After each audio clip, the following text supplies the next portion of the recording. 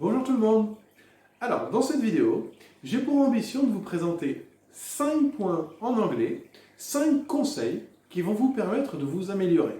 Ce sont des conseils à appliquer dans votre apprentissage de l'anglais qui, de mon expérience, sont les plus efficaces. C'est-à-dire que si, dans votre apprentissage, dans votre travail de l'anglais, vous appliquez ce que je vais présenter, vous appliquez ces points-là, ou alors tout simplement vous écoutez les conseils et vous essayez vous-même de vous en resservir, à mon avis, votre niveau sera boosté.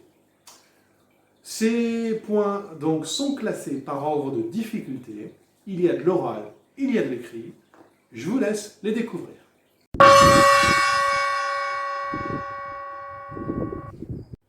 Premier point, la longueur des sons. Alors il faut savoir qu'en français, les sons sont à peu près d'une longueur moyenne, alors qu'en anglais, ils ne sont pas. Ils sont soit plus courts, soit plus longs. Je simplifie, mais c'est ça l'idée. Et c'est ça qu'on va essayer de travailler aujourd'hui.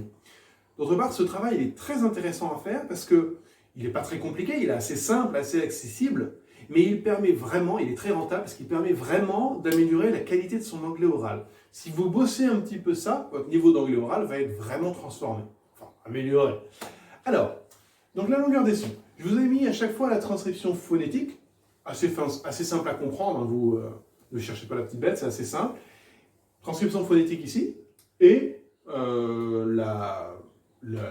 l'écriture, le mot orthographié de manière normale, standard. Donc on a deux mots qui sont là, meal, meal. Il faut toujours qu'il y ait compréhension pour qu'il y ait apprentissage, donc meal, le repas, okay. Meal, le moulin. Donc ici, ce qui nous intéresse, c'est de distinguer la taille du son, la longueur. Meal, je suis dans un son qui est long. Et ce qu'il faut retenir, et si vous ne retenez qu'une chose de ce point-là, c'est ceci, c'est ces deux points qui sont là. Ces deux points, qu'est-ce qu'ils font? Eh bien, ils signifient la longueur du son. Meal, je suis dans un i qui est long. Meal, meal. Par opposition à meal. Meal. D'accord? Meal, meal.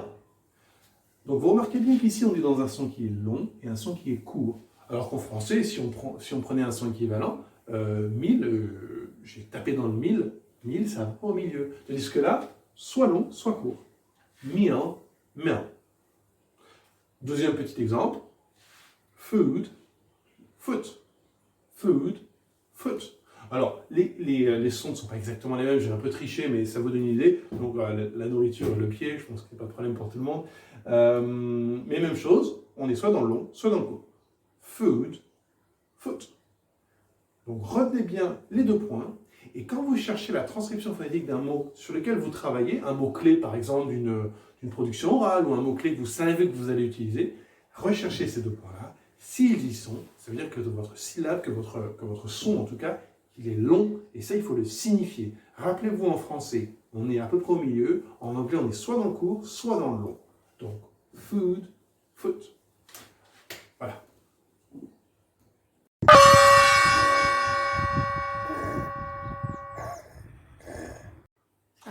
Alors, point essentiel, s'il en est, point qui permettrait d'éliminer énormément d'erreurs dans toutes les copies que j'ai pu corriger, c'est quelque chose qui éliminerait pas la moitié des erreurs, mais on n'en est pas loin quand même. C'est pas quelque chose qu'on peut appliquer concrètement à chaque mot, c'est plutôt un état d'esprit, plutôt une manière d'approcher la langue et la différence de la langue anglaise. Donc qu'est-ce que je veux dire par là? C'est qu'en fait, il faut se poser la question en anglais. Combien existe-t-il de temps? Et la réponse, c'est 2. Il y a 2 temps en anglais, pas plus. Ça paraît bizarre, ça paraît un peu étonnant, mais croyez-moi, c'est la vérité. Alors, c'est un petit peu raccourci, c'est vrai, parce que ce sont 2 temps grammaticaux. Les 2 seuls temps grammaticaux de l'anglais sont le passé et le présent. Si on veut par exemple exprimer le futur, ben, ce n'est pas un temps en anglais, c'est un petit modal qu'on utilise, donc un petit mot qu'on colle avant le verbe, will, par exemple, et ça fait notre phrase est au futur. I will talk to my mother. I will talk, will futur. D'accord? Mais c'est autre chose, ce n'est pas un temps grammatical. Les 2 seuls temps qui existent, et vous devez toujours garder ça en tête quand vous produisez de l'anglais, ces deux temps-là sont donc, le passé et le présent. Alors, comment les distingue-t-on? En plus, c'est assez simple. Le présent, donc ce point-là, je l'ai décomposé comme ceci, comme cela. Pourquoi? Parce qu'il y a une conjugaison. Il y a une petite conjugaison qu'on oublie souvent, qui ne bloque pas tellement la compréhension, mais quand même, c'est honnêtement une bonne partie du travail d'un prof d'anglais au collège que de rappeler ce point-là. C'est quoi ce point-là? C'est que quand on est au présent, donc conjugaison ici, quand on est au présent, troisième personne, on a un S. Sinon, c'est toujours la même chose. On a notre verbe qui n'a pas de conjugaison. On regarde la base verbale du verbe, notre sujet et la base verbale du verbe, et on a notre phrase. Alors, évidemment, ceci, on peut le décliner sous plein de formes. D'accord? Ce présent-là, que ce soit à la première personne ou à la première, qu'il y ait le S ou pas le S, ça reste le présent. Mais on peut le décliner sous énormément de formes. Et ce qui nous intéresse, c'est vraiment de garder en tête que soit on est dedans, soit on ne l'est pas. Il y a deux temps. Donc si on a quelque chose qui est conjugué, on est soit dans l'un, soit dans l'autre. Donc on est soit au présent, ici, soit au passé, là. Le passé, qu'est-ce qu'il faut retenir? Si vous ne retenez qu'une chose, retenez ça. Le passé, c'est ED.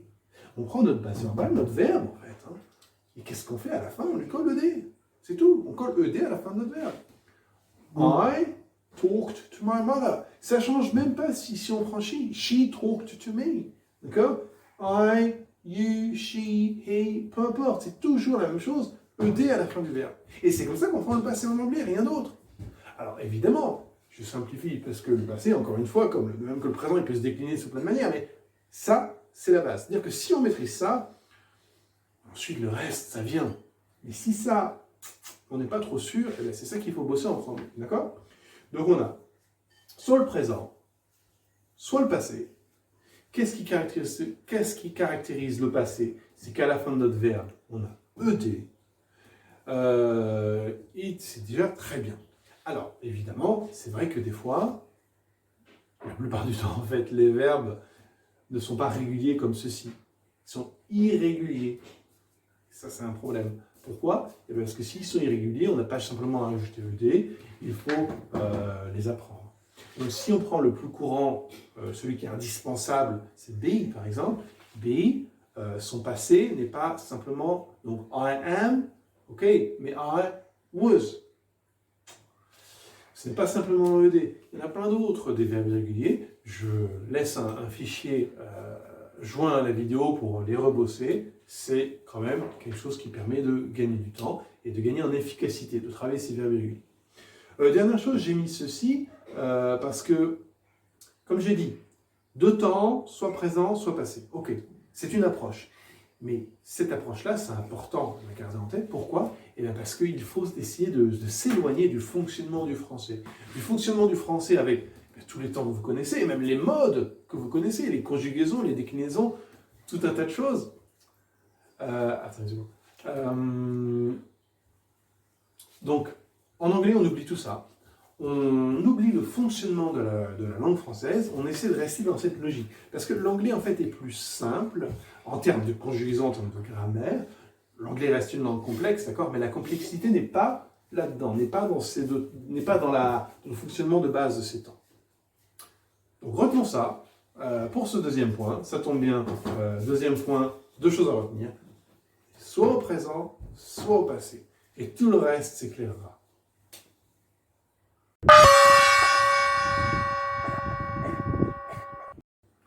Alors, point essentiel en anglais, l'accent tonique.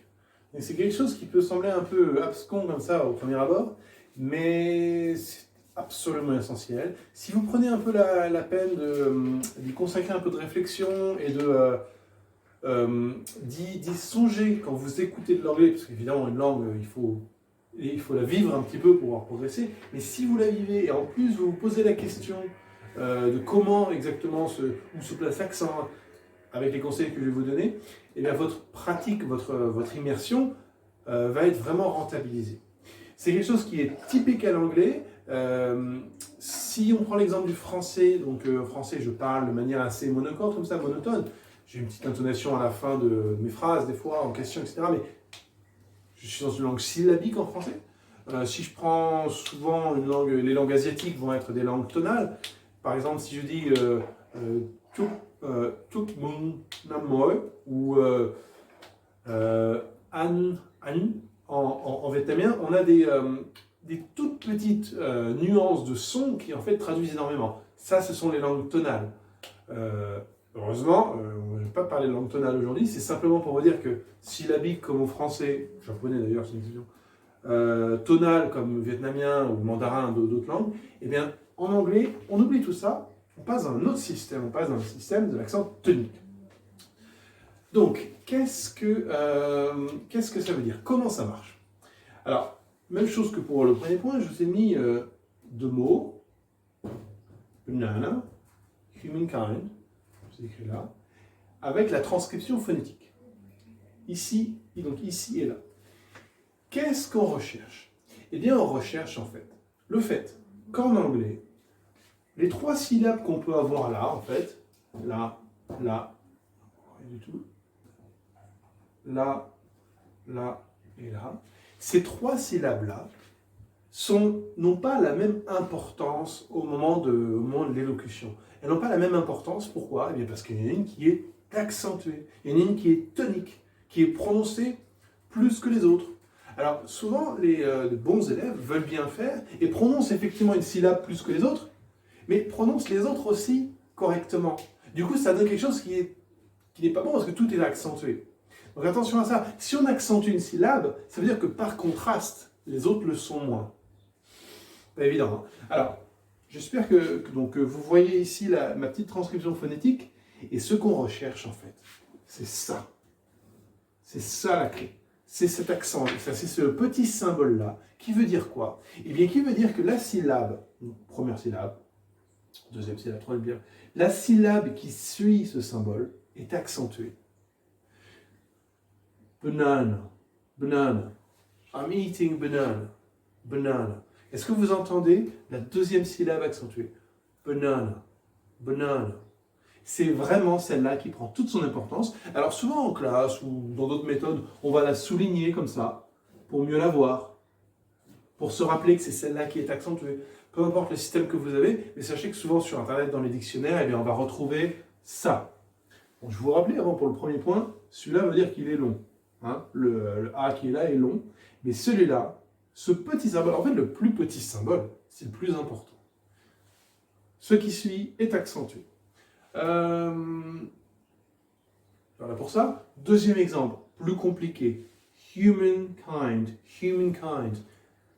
Le kind, le genre, et human, humain. Donc le genre humain. Qu'est-ce que ça nous donne? Alors, plusieurs symboles un peu compliqués. Celui-là, je le garde parce qu'on va le voir tout à l'heure. Celui-là, il veut dire que le son est mouillé. Celui-là, il est long, comme on avait vu. Ici, vous voyez kind. Et vous repérez, bien sûr, ça qui nous intéresse. Le petit accent juste avant. Vous remarquez également qu'il y en a un secondaire ici, là. Un secondaire. Pourquoi? Parce que j'ai beaucoup de syllabes là-dedans et qu'en fait, il y a une accentuation aussi secondaire. On ne va pas rentrer dans les détails, mais ce qui nous intéresse de remarquer, et aussi que vous gardiez en tête quand vous écoutez de l'anglais, c'est de voir qu'au final, eh bien, à chaque fois, il y a une syllabe qui est plus importante que les autres, et ici, ça correspond à ça. Donc, qu'est-ce que ça nous donne?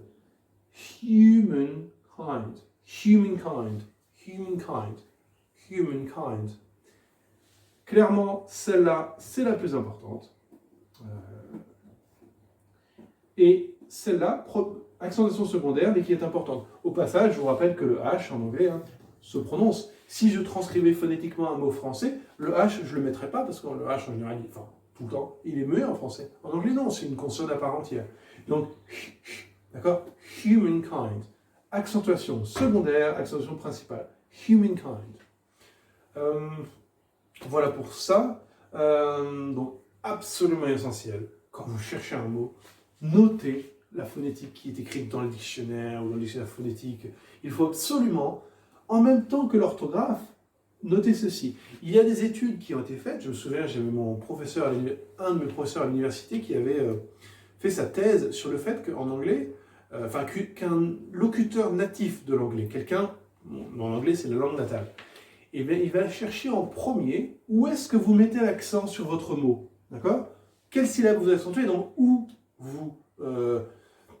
quelle partie du mot vous accentuez pour pouvoir comprendre le sens. Donc avant d'écouter les syllabes en tant que telles, il va chercher la syllabe qui est accentuée. Alors évidemment, tout ça, ça se fait au niveau de la conscience. C'est une intuition. C'est une intuition qui est liée au fonctionnement de la langue anglaise. Mais c'est pour vous dire l'importance. C'est qu'un locuteur natif cherchera en premier où vous mettez l'accent. Et c'est pour ça qu'il y a beaucoup de problèmes de compréhension. Parce que même avec des francophones qui ont un bon niveau d'anglais et qui vont essayer de bien faire, de parler correctement en anglais, de bien prononcer, eh bien, si l'accent manque, on est vraiment bloqué. C'est absolument capital en anglais. Alors, donc, tout ça on a vu. On passe au deuxième point absolument essentiel aussi, c'est celui-là. En fait, ce emballage dont j'en ai pas parlé avant exprès. Celui-là. Qu'est-ce que c'est? Alors, ça s'appelle le schwa.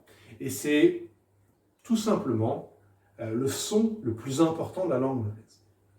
Pourquoi? Eh bien, parce que c'est le son, en fait, qui se prononce sans rien bouger dans la bouche, en fait. On ne bouge pas la langue, on ne bouge pas les lèvres, on ne bouge pas la glotte, on ne bouge rien du tout. Et on sort le son ce son-là.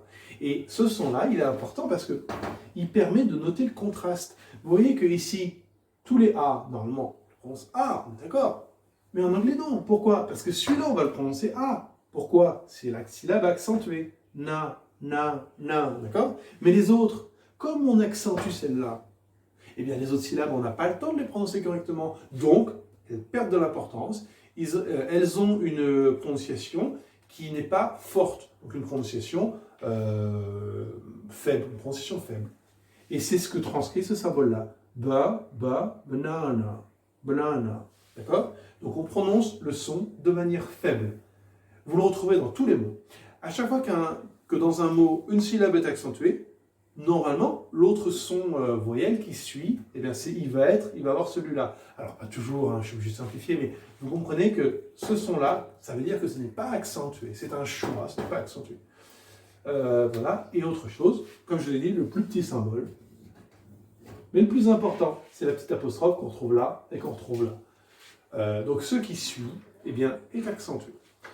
Enfin, pour terminer, ah oui, il reste un gros morceau quand même, c'est que, donc là, on vient de voir, dans les mots, on vient de voir à l'échelle des mots, comme si on regardait un texte, on prend un microscope et on regarde le texte, on regarde les phrases, et dans les phrases, il y a des mots. Donc quand on regarde chaque mot à la loupe, on voit qu'il y a un système d'accentuation, l'accent tonique qui régit la langue anglaise, absolument essentiel, mais il y a également une couche de complexité supplémentaire. Pourquoi? Parce que il y a également un système d'accentuation au niveau de la phrase.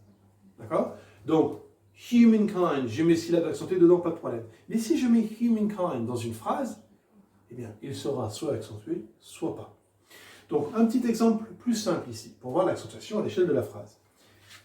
If you want to improve, you have to work. If you want to improve, you have to work.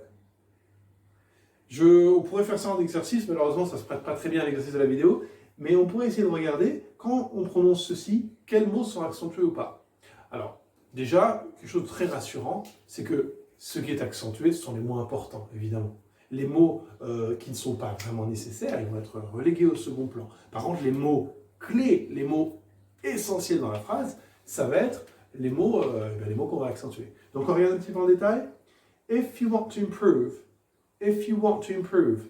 Moi, honnêtement, j'entends surtout improve, accentué. If you want to improve. Want, je l'entends aussi. If you want to improve. If you want to improve. J'entends les deux, d'accord? Et ensuite, you have to work. You have to work.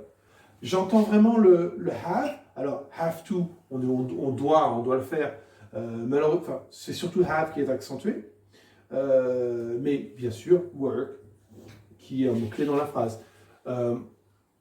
Donc, si on regarde tout ce que j'ai accentué, ce sont les mots-clés. Want, improve, have to work. D'accord? Alors, je suis obligé de prononcer ceci en prononciation faible, mais vous comprenez l'idée. On pourrait essayer de regarder ensuite improve. Vous pouvez peut-être me dire en commentaire, dans improve, quelle syllabe j'ai accentuée. Il y en a deux, improve. Dites-moi celle qui est accentuée, ce serait sympa. Et aussi, dernière petite chose, ça c'est vraiment une erreur qu'on voit très très souvent, ça n'a rien à voir, mais bon, work, alors à l'américaine work, à la britannique work, ici c'est un son E, un son A, comme dans bird ou bud, work, c'est la même chose, d'accord? Attention, on ne prononce pas avec un O, sinon ça casse tout. Donc, voilà, prononciation, les règles de la langue anglaise, on accentue chaque mot, les mots qui ont une syllabe, non, mais les mots qui ont plusieurs syllabes, regardons la syllabe qui est accentuée, sinon on ne peut pas prononcer le mot, quelle syllabe est accentuée, et dans la phrase, regardons quels mots sont accentués, et là, on parlera anglais.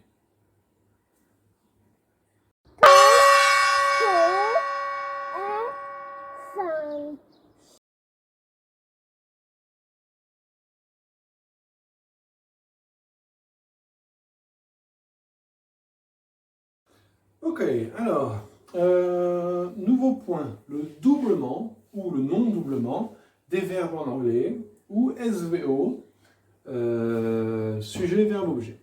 Alors, contrairement aux autres points abordés dans cette vidéo, ce qu'on va aborder maintenant, c'est pas du tout un précepte de la langue anglaise, c'est simplement une conclusion par rapport à de nombreuses années de correction de copie ou d'aides diverses en langue. Donc, en clair et en gros, en anglais, on ne double pas ces verbes. Vous n'êtes pas sûr de votre coup, restez sur cette organisation-là. S-V-O, sujet, verbe, objet. Vous n'êtes pas sûr, vous restez sur ça. Si vous commencez à avoir un peu plus de bouteilles, un peu plus d'expertise dans le domaine, alors progressivement, allez-y. Mais restez sur cette base et revenez sur cette base-là. C'est important. J'ai pas voulu mettre beaucoup d'exemples, mais des choses qu'on voit régulièrement, c'est ce genre de choses. I'm, have. Pourquoi? Pourquoi mettre ça en fait? Il n'y a pas de raison. Si on veut dire j'ai quelque chose, I have an apple, a computer, whatever. Ok? Sujet, verbe, objet. C'est tout. Alors, évidemment, il y a des raisons pour lesquelles on a envie de mettre ceci, mais oublions-le, si on n'est pas bien assuré, si on n'est pas trop sûr de soi, restons dans quelque chose de simple. Si vous voulez néanmoins mettre un auxiliaire, sujet, verbe, objet, je vous ai rajouté là auxiliaire. Donc l'auxiliaire, comme dans un vocabulaire militaire, l'auxiliaire, c'est celui qui aide, d'accord? Un aide de camp, un auxiliaire. Auxiliaire, il va aider. Même chose dans le domaine verbal, l'auxiliaire, il va aider le verbe, il va lui donner un coup de main. Donc s'il donne un coup de main, s'il l'aide, il se met avant, il introduit, il fait déjà le travail et ensuite le verbe arrive. Donc ça nous donne quelque chose comme, si on prend l'auxiliaire did par exemple, pourquoi l'auxiliaire did? Enfin l'auxiliaire do au passé, do ça devient did. On remarque le marqueur du ED, sauf qu'il est irrégulier, c'est devenu un I. Si on prend cet auxiliaire-là, c'est parce qu'en anglais, si on veut rajouter la négation, donc le not, on est obligé de mettre le did. Donc, he didn't listen. J'ai mon sujet he. Mon auxiliaire didn't. Did not. Ensuite, le verbe. Et là, j'aurais pu mettre un objet. J'aurais pu mettre to music. He didn't listen to music. Or to the teacher. He didn't listen to the teacher. Voilà pour ça. Donc, auxiliaire, il est là, avant le verbe. Je n'ai pas doublé, j'ai simplement rajouté un auxiliaire. Ici, l'auxiliaire, il n'a pas lieu d'être. Il n'a pas lieu d'être. Voilà. Que dire d'autre? You like music. Rappelez-vous, vous n'êtes pas sûr de votre coup. Sujet, verbe, objet. Et c'est tout. Voilà. Je vous remercie.